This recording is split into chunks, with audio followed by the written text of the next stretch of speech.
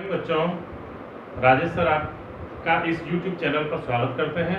आज अपन इस 6 चैप्टर का जो पार्ट है मेटलर्जी, इस धातु कर्म वाले पार्ट में जो मुख्य जो टॉपिक्स अपने बाकी हैं उन टॉपिक पर अपन चर्चा करेंगे। जो इम्पोर्टेंट टॉपिक्स हैं जो एग्जाम्स में पूछे जाते हैं, कई बार छोटे क्वेश्चन पूछे जाते हैं, उन क्वेश्चन को अपन देखेंगे और उन पर देखते हैं कि क्वेश्चन कितने इंपॉर्टेंट हैं। तो अपन बात करते हैं इन टॉपिक की।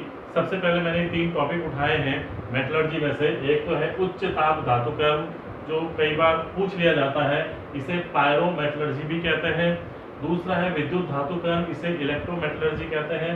और तीसरा है जल धातु कर्म, जिसे हाइड्रोमेटलर्जी भी कहा जाता है। तो अपन देखते हैं सबसे पहले कि उच्च ताप धातु कर्म जो है ये क्या होता है, यानी पायरोमेटलर्जी हम किसे कहते हैं। पायरोमेटलर्जी की अगर अपन बात करें तो पायरोमेटलर्जी जो है उसका अर्थ जो होता है वो ये है कि धातु ऑक्साइडों को अपचायक के साथ तीव्र गर्म करके, यानी जब हम धातु ऑक्साइडों का जब अपन ने अपचयन किया था तो उसी की एक प्रक्रिया का एक पार्ट है ये कि धातु ऑक्साइडों को अपचायक के साथ, जो अपचायक होते हैं उनके साथ तीव्रता से गर्म करके धातु में परिवर्तित करने की प्रक्रिया को ही हम क्या कहते हैं, उच्च ताप धातु कर्म कह देते हैं। उच्च ताप मतलब हाई टेम्परेचर पर किसी अपचायक की उपस्थिति में उसको गर्म करके और धातु में प्राप्त करने की प्रक्रिया को ही उच्च ताप धातु कर्म कहते हैं। अपन इसके एग्जाम्पल देखते हैं यहाँ पर कि आयरन ऑक्साइड और कॉपर ऑक्साइड का अपचयन वात्या भट्टी में उच्च ताप पर किया जाता है। जो प्रगलन, जो अपन ने पढ़ी थी क्रिया कि प्रगलन जो होता है कोक या कार्बन के द्वारा उसको अपचयित किया जाता है, तो उसी का एक पार्ट है कि आयरन ऑक्साइड तथा कॉपर ऑक्साइड का अपचयन वात्या भट्टी में उच्च ताप पर किया जाता है। कैसे होता है, अपन यहाँ आयरन ऑक्साइड का एग्जाम्पल लेकर के देखते हैं कि ये आयरन ऑक्साइड है अपने पास में, हेमेटाइट का एक एग्जाम्पल है। तो इसको जब कोक के माध्यम से गर्म करते हैं उस वात्या भट्टी में, तो कोक क्या करता है, इसको आयरन में बदल देता है और कार्बन मोनोऑक्साइड जो होती है वो बनती है। ये कार्बन मोनोऑक्साइड जो होती है ये पुनः बचा हुआ जो हेमेटाइट है, जो हमारे पास ऑक्साइड है धातु का, उसको पुनः अपचयित करके, पूर्ण रूप से अपचयित करके हमें इस धातु में बदल देती है। इसको इस धातु में बदल करके हमें आयरन प्राप्त हो जाता है। तो इस प्रकार से उच्च ताप पर किसी अपचायक की उपस्थिति में किसी धातु ऑक्साइड को तीव्रता से गर्म करके अपचयित करके उसे धातु में प्राप्त करने की प्रक्रिया को पायरोमेटलर्जी या उच्च ताप धातु कर्म कहते हैं। अब अपन बात करते हैं विद्युत धातु कर्म यानी इलेक्ट्रोमेटलर्जी क्या होती है। बच्चों, हम बात करते हैं विद्युत धातु कर्म यानी इलेक्ट्रोमेटलर्जी क्या होती है। यानी ऐसी धातुएं जो अधिक क्रियाशील होती हैं, जो बहुत अधिक क्रियाशील होती हैं, उनके गलित लवण को विद्युत अपघटन द्वारा अपचयन किया जाता है। यानी उनके जो लवण होते हैं, गलित लवण, उनको एक सेल में डाल करके इलेक्ट्रोड लगा करके उनका विद्युत अपघटन किया जाता है और उसके द्वारा उनको अपचयित कर दिया जाता है। उस प्रक्रिया को ही हम क्या कहते हैं, विद्युत धातु कर्म या इलेक्ट्रोमेटलर्जी कहते हैं।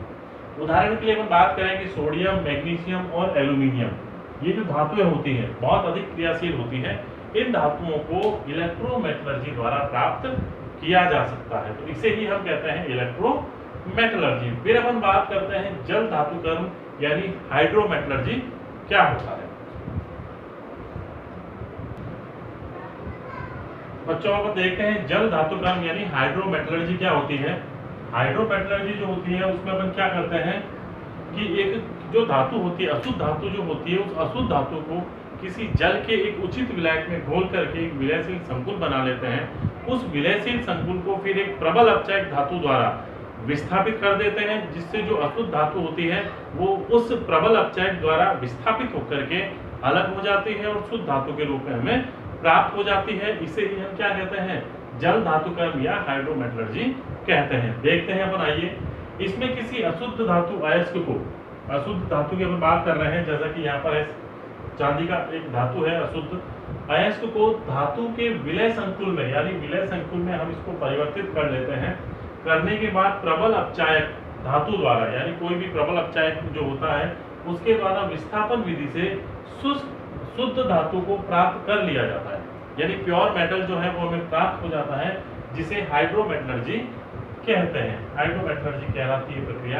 अपन उदाहरण देखते हैं कि इस विधि में चांदी और सोने आदि धातुओं को शुद्ध किया जाता है हाइड्रोमेटलर्जी द्वारा। उदाहरण देखते हैं, जैसे हम चांदी की बात करते हैं। चांदी जो है यहाँ पर अशुद्ध अवस्था में है, अभी अशुद्ध है ये चांदी जो है।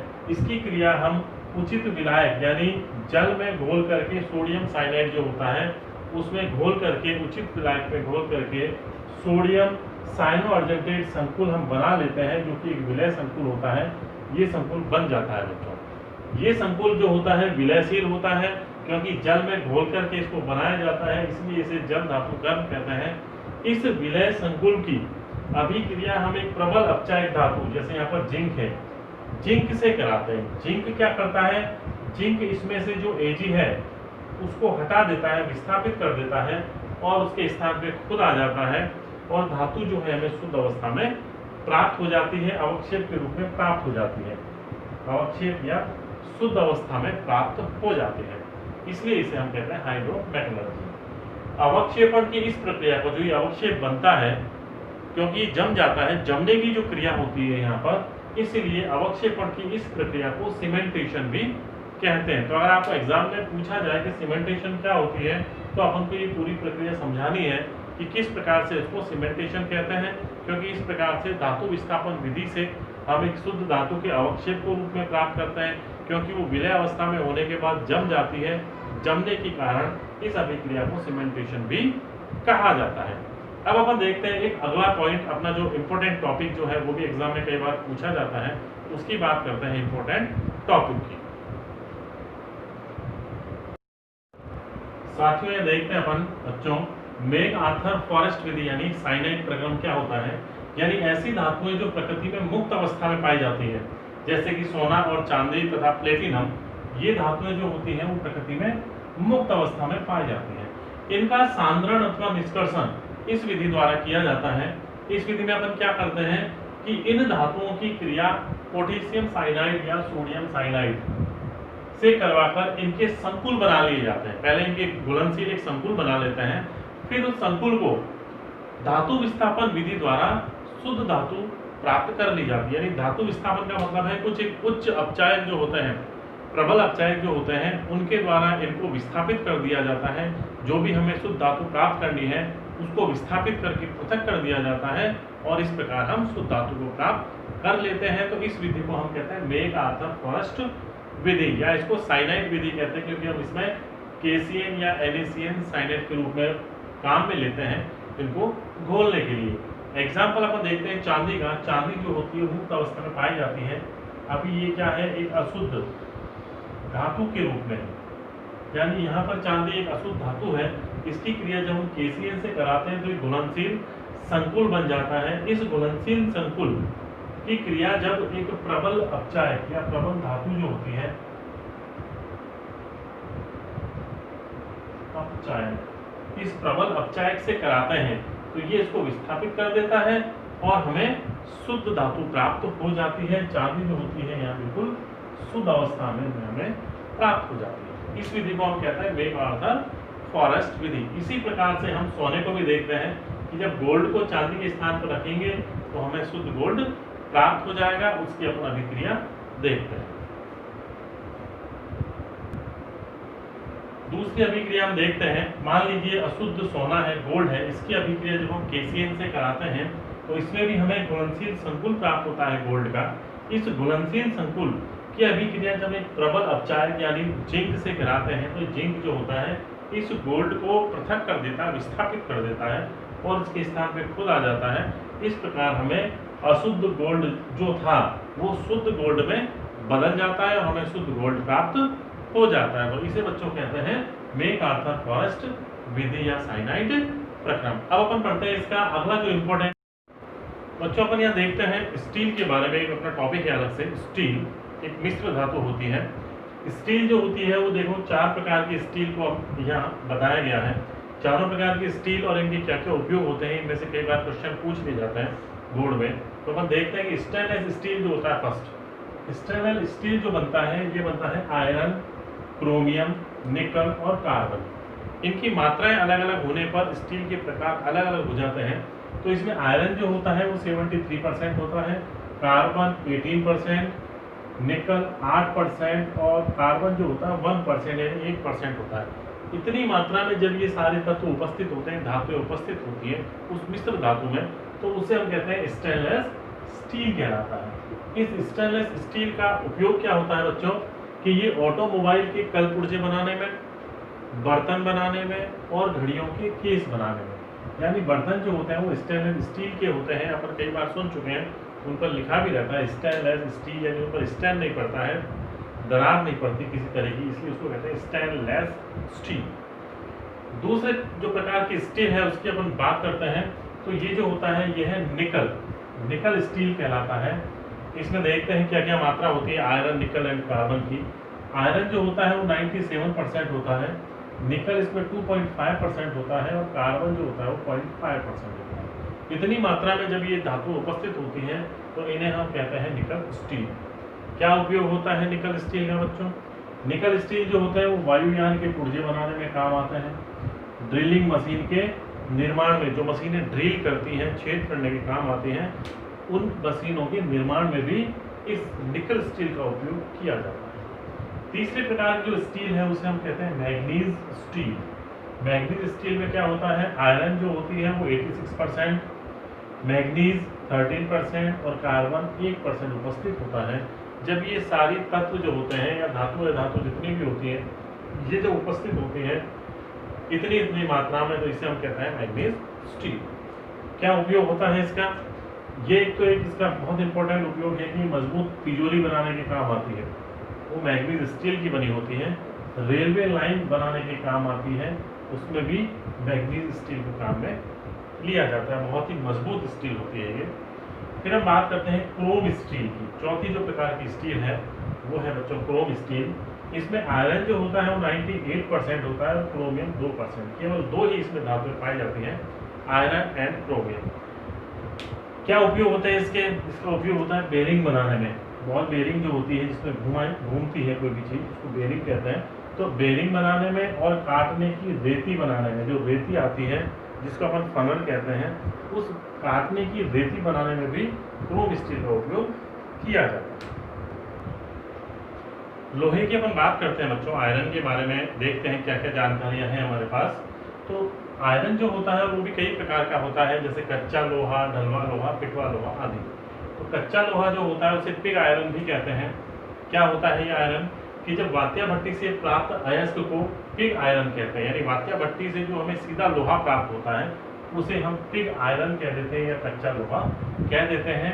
इसमें लगभग 4% कार्बन के अलावा फास्फोरस, सल्फर, सिलिकॉन और मैग्नीज आदि की अशुद्धियां भी सूक्ष्म मात्रा में उपस्थित होती हैं। ये सबसे कच्चा लोहा होता है, इसलिए इसको पिग आयरन कहते हैं।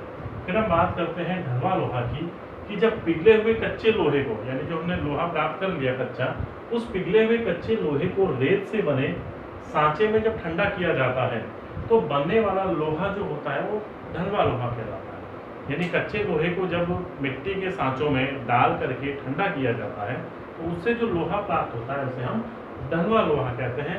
ये मुख्य रूप से 2 प्रकार का होता है, क्योंकि इसमें कार्बन की मात्रा जो होती है वो 3% होती है। 3% कार्बन की मात्रा पाई जाती है। 2 प्रकार का होता है, सफ़ेद ढलवा लोहा और भूरा ढलवा लोहा। सफ़ेद लोहा इसको क्यों कहते हैं?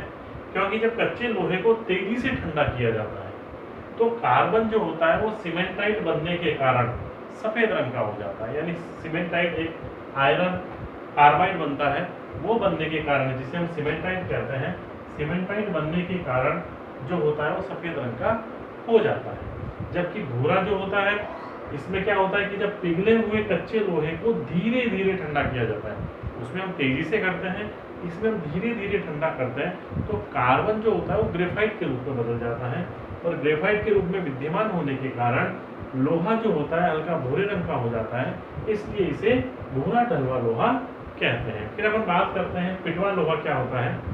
पिटवे लोहे की तरफ अपन देखते हैं। अगला जो लोहा है वो है पिटवा लोहा।